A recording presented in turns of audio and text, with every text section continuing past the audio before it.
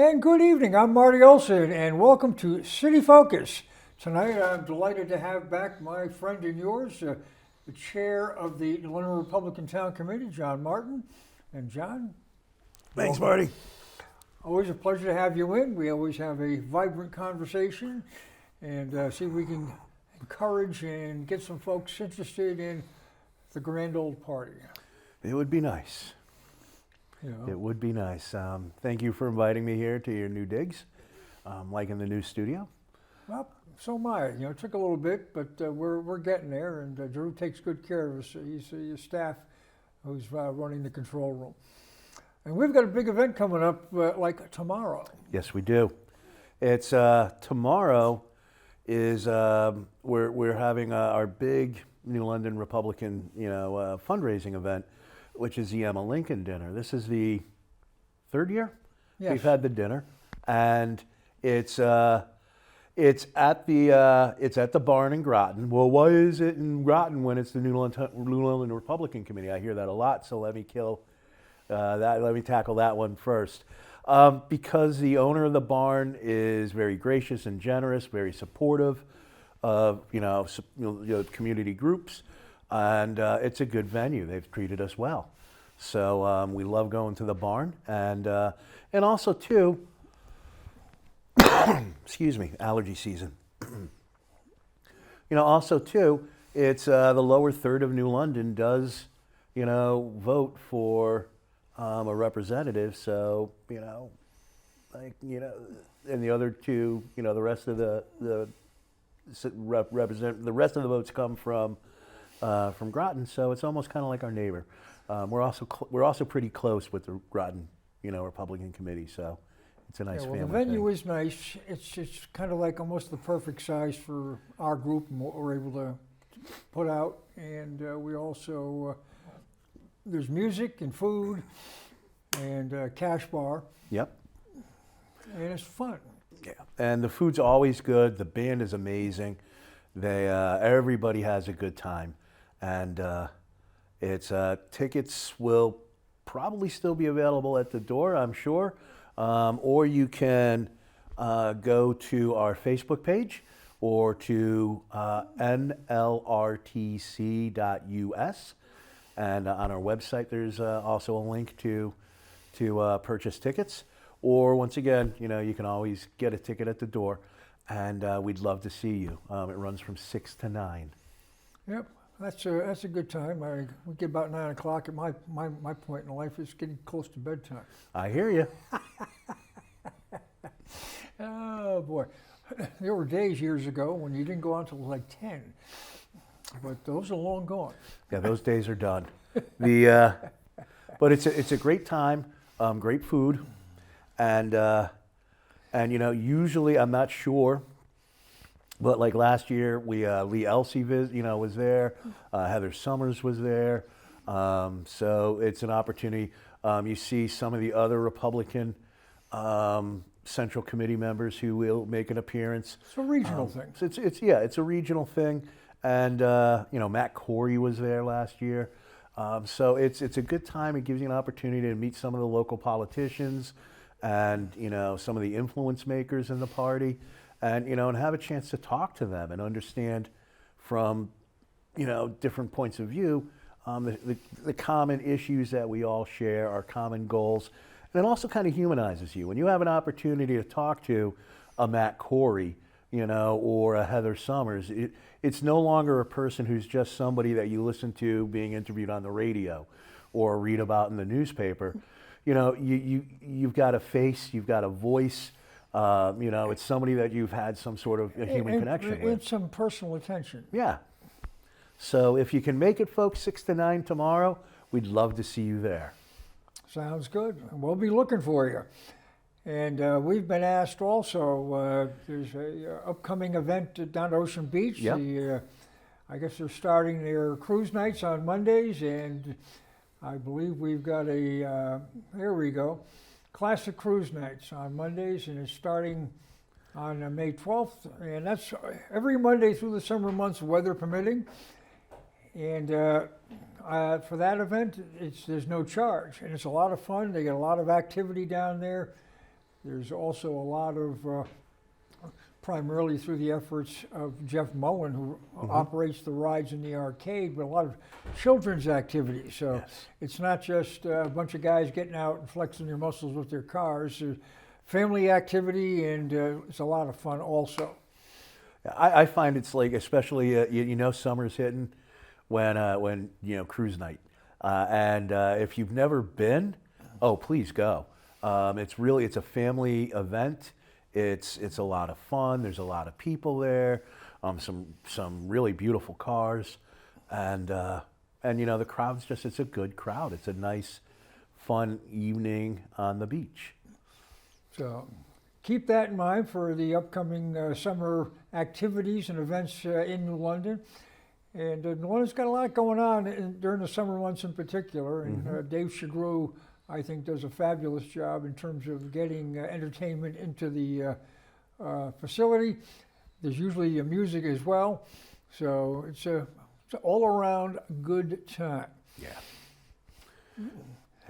They had an event there this past Sunday, which I was unable to attend because I was working, but that was in the ballroom of the Port and Starboard to raise money for the clock tower efforts to Yes. get that reconstructed on the boardwalk. So I was led to believe they had a nice crowd of well over 100, and they raised some good money, and hopefully that can take off and get some teeth and move forward, because that was iconic, the clock tower on the boardwalk. And one of the things I love about the clock tower project, and you know, and a lot of things, especially with Ocean Beach, is like the clock tower is a perfect example of some of the things that we believe in. You know, we want to improve our community. Well, you know, we missed the clock tower. It never should have been taken down. Agreed. But instead of screaming and whining and stamping our feet and telling, you know, Hartford or DC, you know, give us a grant, give us some money, you know, build us a new clock tower. No, we want it, so we're going to build it. We're raising money to build it. See, ladies and gentlemen, that is, everybody thinks that when, you know, Republicans are all about, you know, we're greedy, we do this, we do that, you know, we don't want to help anybody. No, we want to help everybody who needs our help. And we want our community to be improved. We want to have nice things in our town. And we're willing to put our money where our mouth is.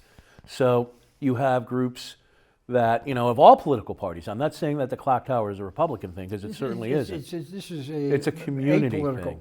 Yeah, this is a community thing. But this is what we believe in. We believe in if you want something and you see the benefit of it, you know, in it, you sacrifice, you contribute some time, you throw them a few dollars, you know, you help out when you can, and you be a part of a solution, part of making something, you know, happen, instead of whining and waiting for somebody else to carry the load for you. Isn't that something everybody can agree with? Yeah. You know, regardless of whether you got a D after your name or an R after your name, or you're the Green Party, or you're an independent, or you're a working family, or whatever you are. We're all residents and citizens of New London. And we want what's best for our town. Period. We want our families to be safe. We want our children to be educated. We want our streets to be safe. And clean. And clean. And I mean, I love the clock tower, and I love things like the clock tower. And I love how Ocean Beach oftentimes is like a rallying point for all sorts of wonderful community events. You know, Military Appreciation Week, which is coming in August 17th or something like that. John Russell's involved with that. Yep. Navy vet. And if you are active military, if you are a veteran, you know, you produce your VA card, you know, so your military ID, and you get into the beach free.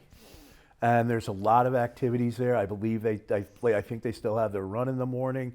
Rumor mill has it that the Marines are showing up. Because usually they have the cadets come down, or the incoming class from the academy. And I'm sure the cadets will be there, because they always do seem to be there. It's there'll be vendors and booths and all sorts of things. And it's August, middle August. It's a beautiful day on the boardwalk. So, once again, Ocean Beach is just providing the community with lots of opportunities to enjoy the day. Yeah. Well, at the clock tower, I'd like to just give a shout out to Tom Quinton, who is kind of the ringleader with this project. And Tom is all New London all the time. I mean, he's terrific. He's currently the city engineer. And he actually has built a model clock tower that's on the golf course on the first hole. So he thought that was going to be it, but there's been a push for the real deal here, so he's taking this on. And this is actually got a little bit of motivation, I'm going to say roughly 10 years ago. Jeff Suntup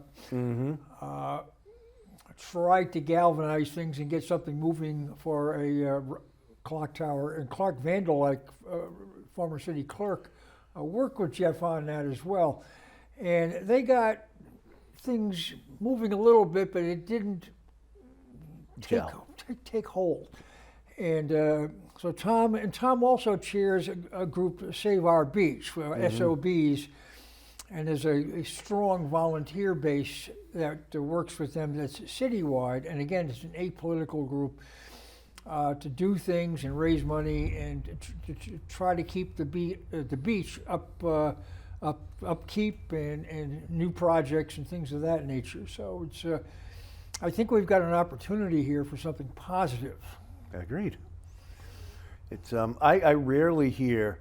Well, we had family over for dinner last night, and my brother-in-law and his fiancée, and they were just really impressed. They lived in Boston for a while. They moved to like Stonington. They were there for a bit, and then they moved to Mystic, and it's they both work in the area, and they really love Groton, Mystic, New London area, and I can't wait until the summer hits because I know that they're going to enjoy the beach, and the Arboretum, and it's just downtown. Unfortunately, we won't have a sail fest to take them to, but New London's just got some really wonderful, beautiful. Yeah. Well, New London has got assets that we really don't take full advantage of. Boston has the Freedom Trail, and New London has enough historical sites that we could have our own trail. We have the Custom House, and you've got a Nathan Hill Schoolhouse, and the courthouse, and you have Shaw Mansion, and the Hempstead houses, and Fort Trumbull, and the Ancients Burial Ground, and it just goes on and on and on. It'd be nice if some of these groups, because they all have their own little agencies, would work a little bit better together, and galvanize, have common hours of operation. It's I worked at the Hempstead House for a number of years, and in the summertime, and I loved it. And the Hempstead House is really just it's a remarkable gem that somehow managed to survive, and largely because the Hempstead family owned that property until the 20th century. Surviving the burning of New London. And yeah, which was targeted, by the way. It's not like Benedict Arnold went and burned every house he came across. He went after banks. He went after warehouses and shipping buildings and stuff like that. So he was going after economic targets more than just and symbols of governmental authority, and not just burning everything down willy-nilly. But it's survived, and it's just you can just feel history when you're in that place. There are many afternoons when I was there. Towards the end of the day, the tours are trickling down, and I'm just walking through that, the old house, and Joshua's house, and you just can feel this weight of history surrounding you, and the Nathaniel's house, Nathaniel's house. is also it's just a beautiful property. And you're right, Shaw Mansion, where you can see one of the oldest American flags ever, is still there. It was in an attic closet for years, and nobody realized what they had. That was a whaling museum briefly. Now it's the home of the New London County Historical Society, and is available for tours by appointment, I believe. Yes. And but it's a fascinating place, and the gentleman who's the director now there, Mr. Emanuel, is really on top of his game. Mm-hmm. And they all are. I mean, the Customs House is also it's a gem, and and then let's not forget the Guard Arts Center, which is a historic building in and of itself. And we have more than one burial ground that is just full of legendary people. Whale Oil Road, the original building of the New London Public Library. So I mean, there's a lot to do and see, and if we could tie things together a little bit better, I think that we could market this, whether it be for walking tours for half day or day trips to come into New London and spend the day, and we have some fine dining for lunch and dinner through the Central Business District, and get out and support. Yeah, I think it could be done, and I think it should be done. And and I do know that back when I was a docent at the Hempstead houses, there was always a little bit of, you take like 3 steps forward and 2 steps back on trying to bring all of these different sites together, and I'd like to see, I really would like to see, a meeting where people could come together and try to see what we can do, even if it's like a once a month thing, like during the summertime, like once a month. We do. I mean, the Hempstead House. One of the big activities is Juneteenth. Right. And it's that usually generates a good crowd. And it does generate a good crowd. I'd love to see Connecticut landmarks invite the Customs House and the Shaw Mansion and people from the Guard Arts Center and the Hygienic and any of these groups, and let's just make a day out of it. Let's get some walking tours. It's like let's go to the walk to the courthouse. Let's take a walk to Shaw Manor where there'll be a special presentation or an event there. It's that's how you get people to come to New London. There's a need for consistency and just sustainability. Mm-hmm. It can't be catch as catch can't. No. Not if we want to build. No, and many hands make light work. I mean, I think that this is one of those, it should be a no-brainer. I mean, it's one of those things where if these all worthwhile organizations can get along and work towards something, even if it's just a few events this year, and then maybe get some trust going or whatever it is that's keeping people from being able to work together more. Start getting a little more comfortable with these ideas. It's not a competition, and I think people want to see, want to be able to have that New London experience that everybody talks about. Let's work on that. I'll help. Contact me on our Facebook page. And how many communities of any size, for that matter, have three colleges? Oh, very few. And here we are in little old New London. We've got the United States Coast Guard Academy, Connecticut College up in the north end of the community, and down in the south end we've got Mitchell College.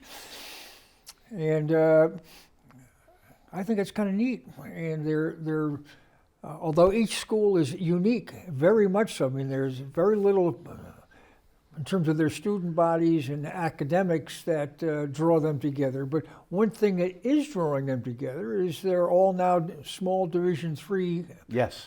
and athletics, and they all play each other in most sports. So therefore, you have those competitions here right in the community, And I know I enjoy going to the basketball games, and if I can get to a baseball game, I go when it's a little warmer. It's kind of neat that we have that. Yeah, and it's nice to see. It's nice to see young people in New London, and it's maybe they'll stay. I mean, EB is still hiring, and housing is heating up in New London, and I think that's something that needs to be monitored. And I think the city does kind of need to take a more active role in making sure that rents are reasonable, that the properties are being well maintained. It's when my wife and I first moved to New London, it was a mixture of 1 and 2 family homes, and now 20 years later, there are a number of properties on my street that have gone from 2 family houses to 3 and 4 apartments. Mm-hmm. And sometimes I wonder how much oversight there is. I wonder sometimes if they are bending the rules with our local zoning. I just wanted to point out too, is with Con and Coast Guard in particular, that they both have high-end speakers and performers. Oh my heavens, yeah. That come into the schools. I'm not sure if the community as a whole takes full advantage of that, but they're here, and it's an opportunity to get these schools integrated into the community, which I think we're not fully taking advantage of that opportunity. Another thing, when I was in New London and we were exploring magnet school tracks, I was on a committee that was we're looking into and investigating a leadership in public service track. And the Coast Guard Academy, there are 3 gentlemen who run the Leadership Institute at the Coast Guard Academy, which, if you're not familiar with the Leadership Institute, it's one of the premier organizations that train leaders. And allied nations from all over the world send their best and their brightest to learn from this institute. These guys came in, and I thought they were just going to be giving us some advice and some pointers. Oh no, they're sitting there saying, if we can pull this off, we're all in. The Coast Guard's all in. We'll have students up at the Coast Guard Academy. You'll attend seminars. We'll bring in our instructors, our guest lecturers. We'll have activities. We'll use the Corps cadets, and we'll build leadership training opportunities for these young men and women. And sadly, the Board of Education at the time and the superintendent were not interested in providing young men and women from New London an opportunity to gain some really, huge skills from some of the best in the world that could have propelled them to success in the military, in public service, in the business world. But once again, they let it slip through their fingers. Listen, ladies, gentlemen, look at Con College, look at the Coast Guard Academy. They have a social media presence. They're always advertising. They're always posting up events that are open to the public. Yeah, over time, I've had the opportunity to see Excuse me. David Broder speak at Con from the Washington Post, Frank DeFord from Sports Illustrated. Also, Alan Dershowitz and Juan Williams come to mind, and they always have people trickling through. Sometimes you have to peel back to find what's going on up there, but it's worth the effort. And the Palmer Auditorium is terrific. Yeah, it's a very nice venue. It's a very nice venue.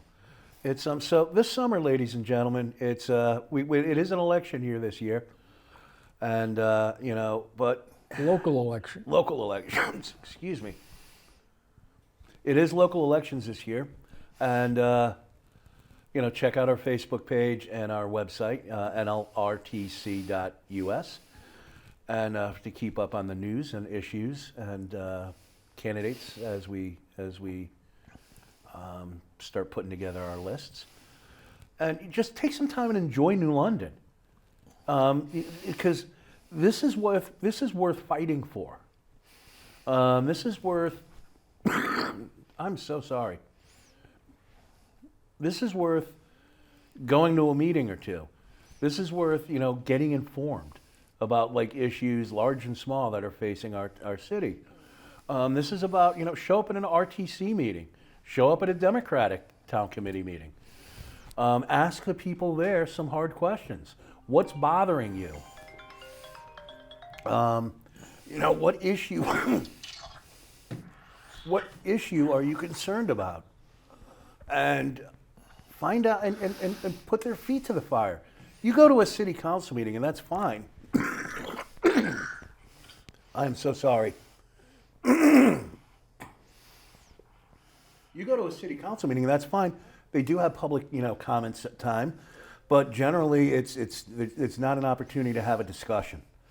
You go to an RTC meeting, half of the time at an RTC meeting, people are lingering after the meeting, having conversations about this issue or that issue, whether it be a senior citizen issue or a veterans issue, or something with trash, or the streets, or the day newspaper ran an article on this. What's going on?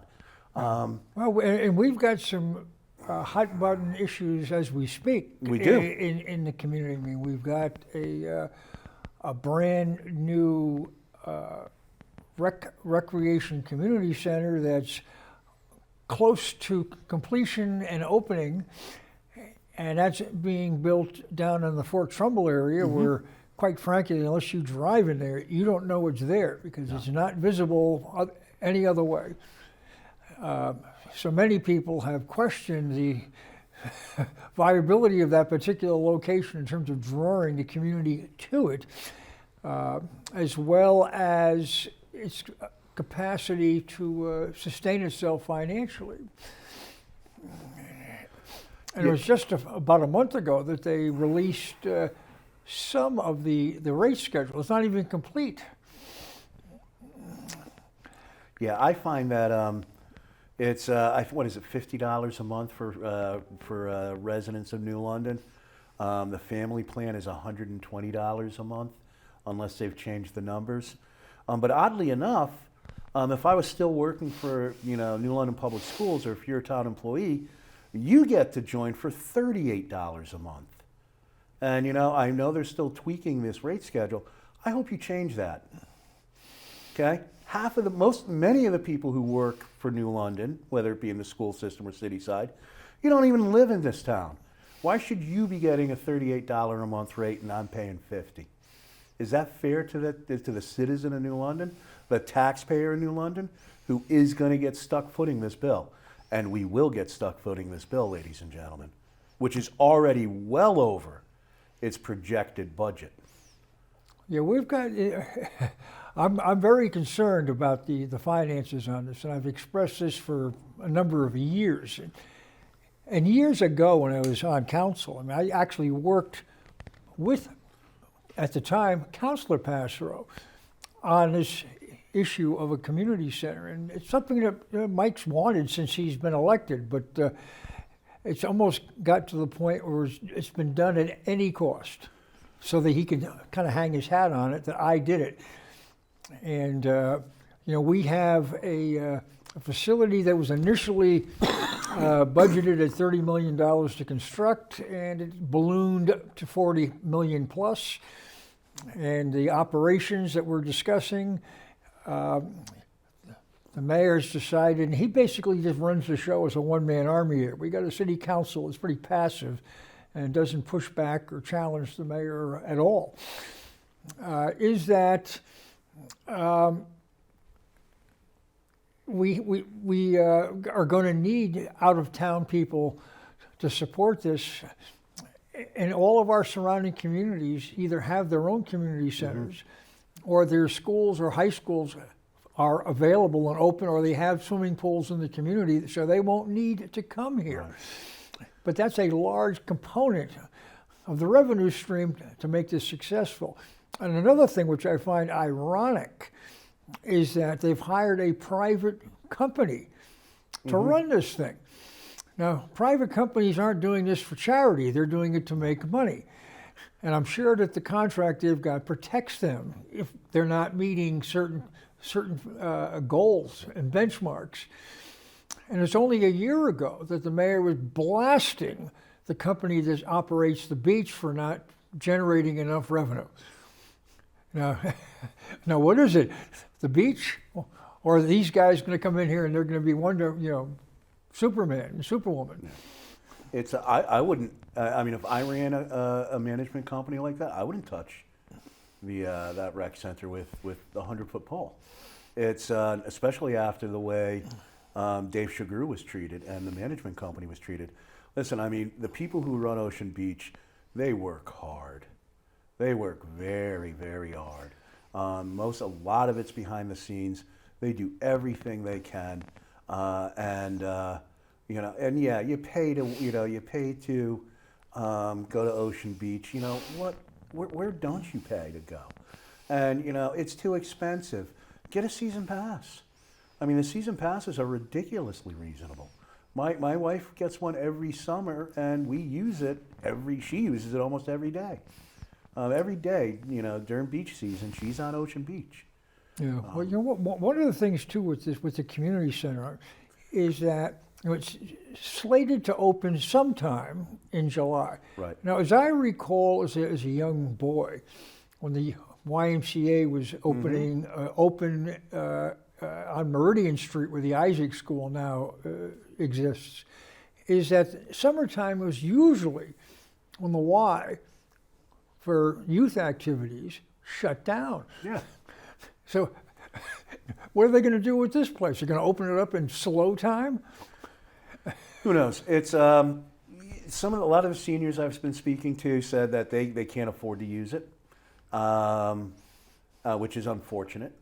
I agree with you 100%. Opening in the summertime, that's when the kids are outside. That's when they're using the parks. That's when they're kicking the soccer ball. They should be using the Ocean Beach Park pool. That's when they're using the Ocean Beach Park pool.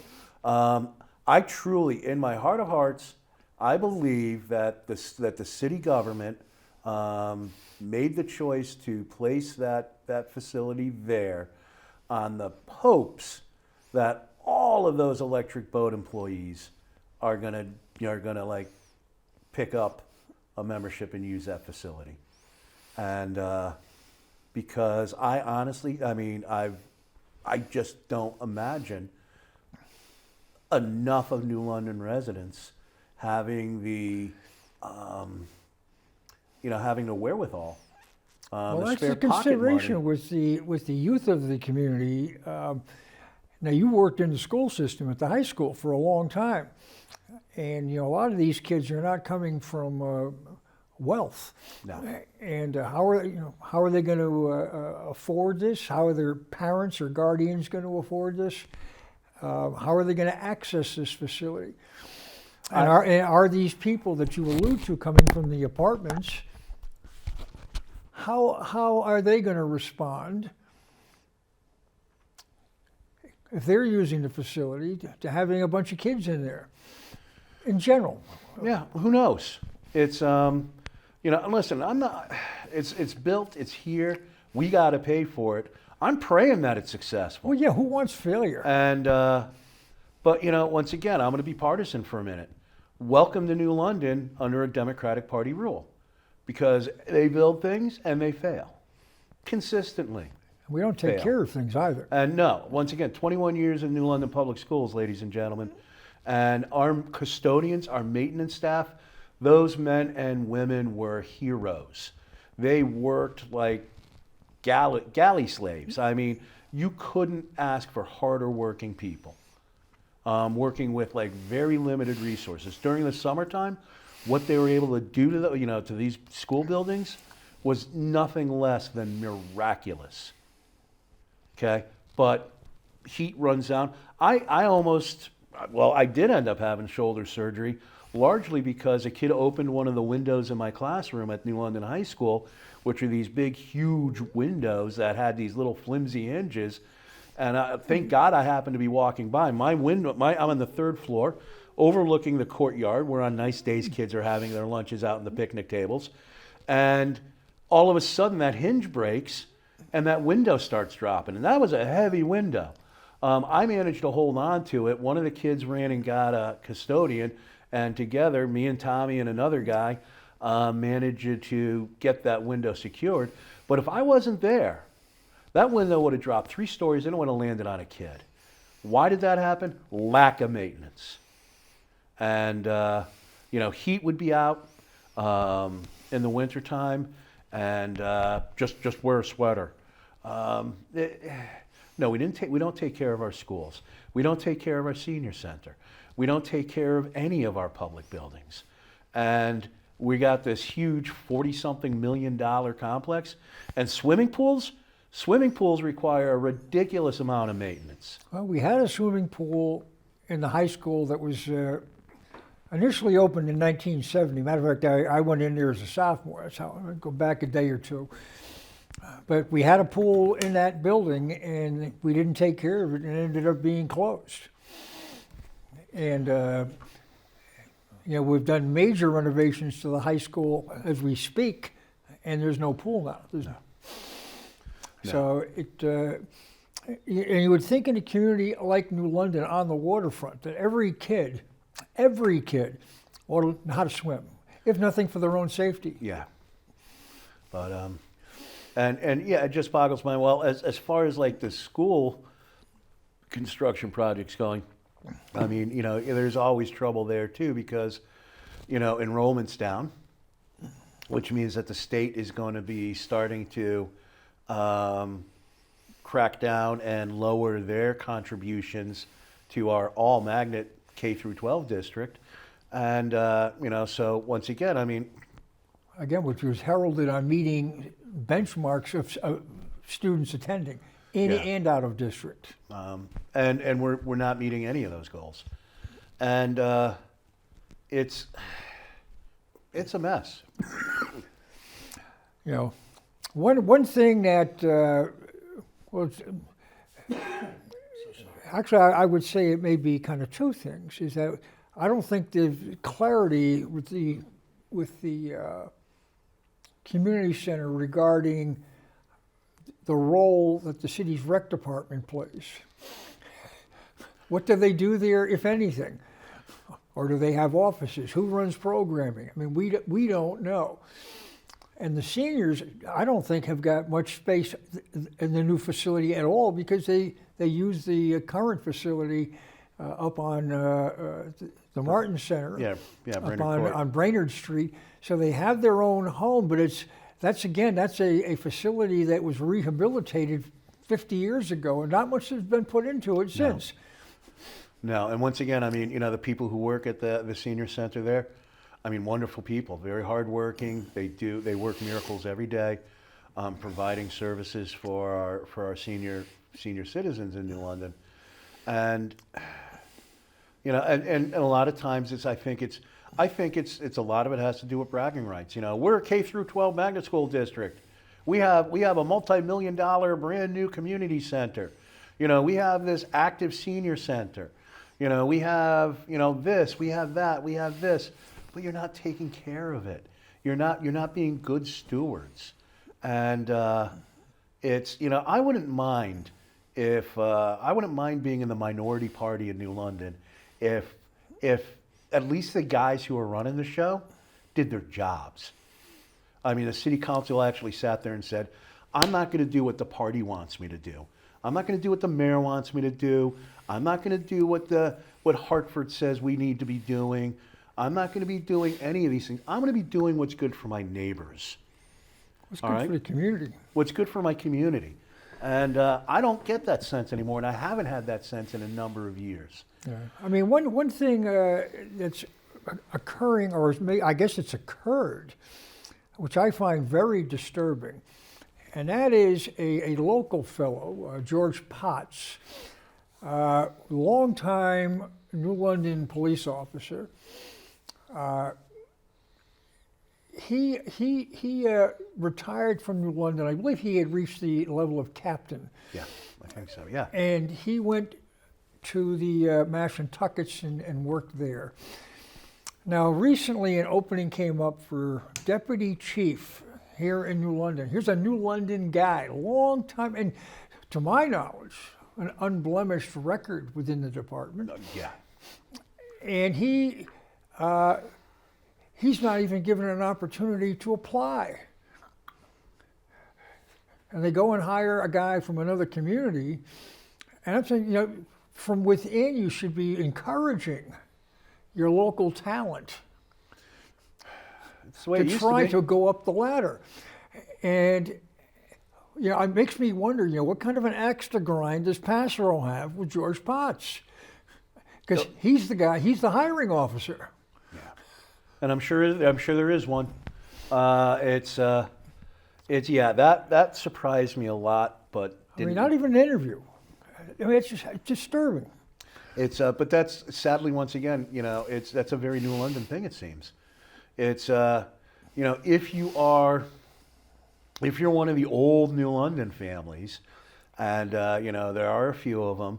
I mean, you're gonna get promoted, and you're gonna rise within the ranks, whether it be in the school system or city government or police and fire departments, largely because you're one of the families, and they still have their claws in the lifeblood of this city, and I've seen in the school district, I've seen people who had absolutely no business being in a classroom, being promoted to positions of responsibility.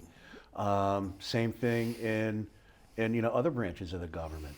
It's and our charter stipulates that department heads shall live in London. Yeah. And the mayor ignores it. Our finance director lives in Groton Long Point. Our police chief in North Stonington. Our public works director is in Canterbury, although I've been led to believe he may be moving to New London. But since he's been hired, he's been in Canterbury. Yes. It just goes on and on. And our current fire chief does not live in New London. Prior ones had for an extended period of time. But so we just ignore this. And I recall when I ran for mayor a few years ago, and this was kind of a tangential issue. It should have been a primary issue. But when asked about this, and Mayor Passero, who was running at that time for re-election, said, "Well, we don't have any qualified people." What a slap in the face to his own constituents and people in the city who work for him. Yeah. And you know what? It's like an abusive relationship because people just smiled and took it. He's a bully. My attitude on that would be we should be having a charter revision and let the people make a decision. Do you want to have people living in London, or do you want to remove that caveat and let the electorate make that call? But don't just ignore it and abuse it, which is what the current thing. And I think that just weakens your government when it doesn't obey its own laws. Yeah, and sadly, it's you look at the charter. I mean, I don't see there being any teeth in it. You know what I mean? They can flout their own charter, and they do all the time. And how are you going to punish them? How are you going to hold them accountable? That's where a two-party system comes into play. And that's the thing. It's there is no check. New London is one of two, I think, towns that don't have minority party representation in the state of Connecticut. What that means is that there has to be two members of the Board of Education and the City Council. If you have 7 City Councilors and Board of Ed members, 2 of them have to be the highest vote getters from the minority party. And we don't do that. And that was done on purpose. That little cutout, that little exception was done on purpose. I don't remember the politician's name, but he was a House of Representatives member. It was Bill Sebas. Yeah. And he made sure that New London was going to remain a Democratic stronghold forever and a day. And granted, two people on the City Council aren't going to, sway any votes, and any decisions, because it's 2 votes out of 7. Do the math. But what it can do is it's going to provide an official, uncensored, unfettered seat at the table where, you know, your city councilor can sit there and say, no, I disagree with you. I'm a city councilor. I'm a Board of Education member. I've been elected to represent the people in this You get diversity of thought and ideas. And I'm going to speak and you're going to listen. And we have that diversity of ideas. This is a differing opinion. This is what we see is happening. This is what my neighbors are telling me. Because ladies and gentlemen, you look at New London, you look at whenever anybody on the city council talks, whenever Tony Nolan, and I like Tony Nolan. I think he's a nice guy. I think he's a wonderful guy. I'd have a cup of coffee with him any day of the week. But as a politician, he might as well be Charlie McCarthy, the puppet, the marionette with the hand in his controlling him. Because, I mean, he says he votes the way he's told to vote. He says what he's told to say, and the city council is no better. You're absolutely right. That hurts. I mean, I don't like to see that. And it's hurting you. It's hurting me. It's hurting everyone in our community. And from time to time, from a minority position, you may have the opportunity to nudge the public opinion and get the majority attention enough where they may integrate part of what you're offering because it's actually a good idea. It's a good idea. Because if you're not there to be heard, there's only one idea. It's Newt Gingrich hated. Well, I don't think hate. I think hate's too strong of a word in that case. Newt Gingrich and Bill Clinton disliked each other quite a bit. But when they saw a common problem, they sat down and put their differences aside and worked on it. Tip O'Neill, the Speaker of the House when Reagan was in office, they actually did hate each other. I mean, there was absolutely no love lost between these two gentlemen. But Tip O'Neill knew how to be an adult. Ronald Reagan knew how to be an adult. And they took off their DNR hats and they sat there and said, all right, we don't agree on almost anything. But this, we can work and find an agreement. We can figure this one problem out. Yeah. I mean, and they did it. And here locally, and I think this is important, you know, we were talking earlier about some of the things going on and the opportunities and the assets of New London and downtown in particular. And we have our mayor who does not believe that we need additional police or police presence in the central business district in particular and the city in general. And I think he's missing the boat. He feels comfortable, therefore we all feel comfortable. But when you read the paper and read the news, I mean, the level of illegal activities and shootings and worse, it gets to be, you know, people won't come here because they don't feel safe. And there's no pushback on the council level to say, we need this. Mm-hmm. They just sit on their hands and he does what he wants. So he may say that everything's hunky-dory, but you can look at it and it's not. You know, and the thing that kills me too is, I mean, my wife and I have eaten at some really nice restaurants in downtown New London.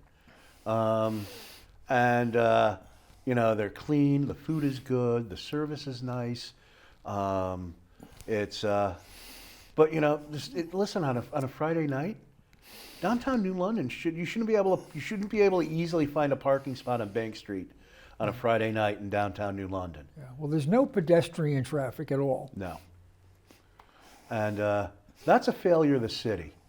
If I was a business owner in New London, I'd be at city council meetings raising a fuss over police protection, over adequate lighting, and not those silly little color changing rectangles there that, I mean, I still don't know exactly how much they cost because you never get a straight answer.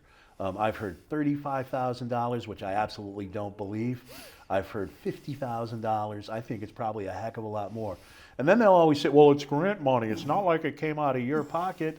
No, it came out of my pocket. Where does state and federal grant monies come from? It's our money. Yeah, it comes from our taxes, Marty. So it's and you know, and I don't even know what the pencils are. Coming into town. Coming into town, I don't even know what those things are, and what purpose they serve. Yeah. But you know, those weren't cheap either. So you know, hire some cops. That's what we need. Put some lighting in there. Let's get some foot patrols back in downtown. Yeah. I mean, when I served as mayor, which was about 13 years ago, we had 95 cops. When we changed the government to the elected mayor, right out of the gate with Finizio, I mean, the department lost a third of its manpower, mm-hmm. and it's stabilized at that level, and Pass Road's done nothing to increase it. I mean, and that requires planning because you just don't hire guys off the street to become cops. I mean, they've got to meet certain criteria, and they've got to go through the police academy, and all that takes time. And or you hire from other departments, and well, sadly, and I'm not going to go into details here, but we've learned that that's not always the best way to go either, is it? Well, not one of the more recent hires, or they just canned. It's, but you know, and I think, look, going back to George Potts, I mean, my wife and I moved to New London when we started teaching here, when we were young teachers. We both, I mean, we had options. I mean, we could have bought the house we're living in Norwich, and but we chose to come to New London. Why did we choose to come to New London? Because my wife and I both strongly believed that living in the town you teach in is going to give us a perspective, and it's going to give us a sense of community that we wouldn't get if we drove back up to Norwich at the end of the day. And it did, because my kids saw me walking my dog down Riverview Avenue every day. They saw me shopping in the local stores. They saw us at the parks. They saw us at Ocean Beach. They saw us at St. Joseph's Church. They saw us, you know, being there, and we weren't just somebody they saw for an hour in a classroom. And it gives us a perspective, because now it's just not the place where I get my paycheck.